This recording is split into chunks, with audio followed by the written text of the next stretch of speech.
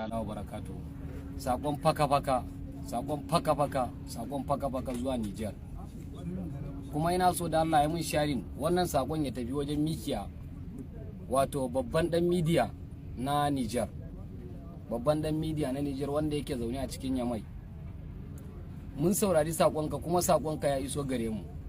A kokarinka na mayar da raddi ga 'yan social media Najeriya, musamman ma wayanda suke jihar Borno, wato Garba Mai Dawa, akan maganganun da yayi na gwamnatin Niger ta kama mutanen Maiduguri ta tsare su a bisa halaccin da yake tsakanin Niger da Najeriya. Bai kamata a ce Niger ta yi wa Najeriya haka ba.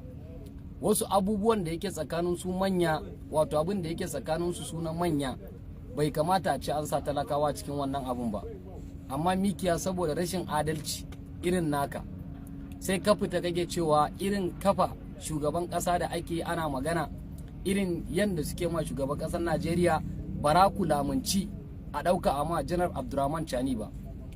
Mu da kanmu ba ma goyon baya wani ya kafe shugaban kasar Niger ko shugaban kasar ko ina ya ci mutuncin shi ko ya faɗi wani abin da ba shi ba, tare da dukkan girmamawa. Babu tun da wannan abin ya faru har zuwa yau, babu wani ɗan Najeriya da ya kafe hoton janar Abdurrahman Chani ya ci mutuncinsa, babu shi. Ko mutum kwara ɗaya babu. Wannan ina baka kalubale, idan kuma akwai shi ka ciro mana shi mu gani. Ko da a ce subutul kalam ba ya akan Abdurrahman Chani ba, an kama mutanen waɗanda suka fito daga Maiduguri suka dawo. Wannan duk mutanen da aka kama, baka isa ka kama dan Maiduguri cikakken dan Maiduguri, ka kama mutum ɗaya zuwa 20, baka samu mutum 10 da carbin su a hannunsu suna addu'a ba. Wayannan mutanen ko da reza ba same su ba.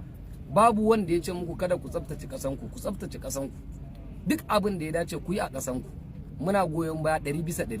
Amma wannan mashakilin da ake samu, ba wai ana samun shi ne akan mutanen Najeriya talakawa ko kaza ba. A'a, problem naku da kuke samu tsakanin shugabanni, mu talakawa babu mu a ciki.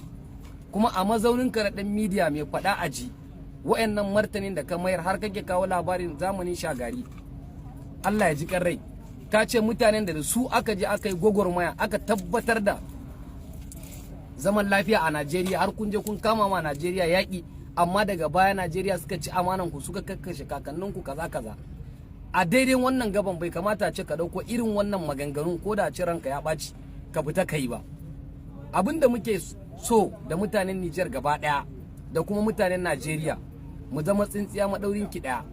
Babu yanda za a yi ɗan Najeriya ya barranta kanshi da ɗan Niger, haka kuma ɗan Niger shi ma ya barranta kanshi da ɗan Najeriya. Ba zai taɓa yiwuwa ba ne. Wasu daga cikin mutanen Najeriya suna da kakanni iyayensu a cikin Niger, wasu daga cikin mutanen Niger haka su ma suke da iyaye da kakanninsu a cikin Najeriya. To babu yanda za a yi a rabu. Mu muna wannan magana ne akan mutanen da aka kama ba su ji ba, ba su gani ba. Wayanda aka sa su a ribibi sun shiga halin kakani, sun fita nema. To inda suke tunani kuma Niger, mu abin da muke nema a wajen shugaba janar Abdurrahman Chani, adalci muke bukata. Ita yi bincike, ta gaggauta yin bincike. Wayannan mutane idan an same su da laifi a yanke musu hukunci daidai da laifinsu. Amma mutanen da ba a same su da laifin komai ba, rike su din kaman tozarci ne, rike su din kuma kaman cin amanan mutanen Najeriya ne.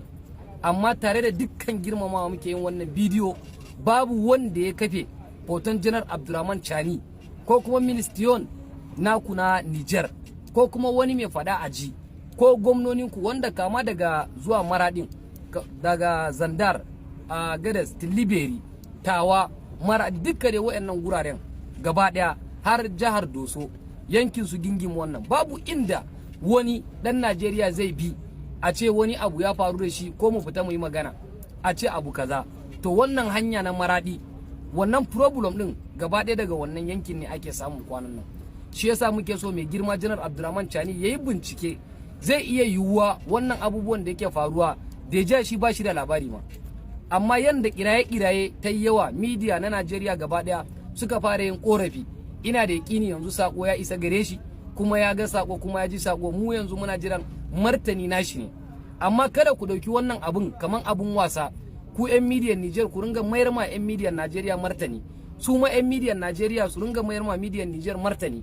Kenan bayin Allah da suke cikin wannan ribibin ba ma su bane kenan ya dame mu, ba su bane ba ma kenan a gaban mu. Mu alfarman da muke nema gwamnati ta yi bincike dan Allah dan Annabi. haka kuma ita ma gwamnatin Najeriya ta shiga cikin wannan lamarin, domin an kama mutum almost 15,000 tana cikin gwamnatin Niger wanda suna tsare da su, wasu ma daga ciki ba su da lafiya, sako ya iso mu, wasu ma daga ciki har Allah ya karbi rayuwarsu. To dan Allah dan annabi a tura mana sakon nan wajen duk wani mai fada a ci daga Najeriya zuwa Niger. Assalamu alaikum wa rahmatullahi.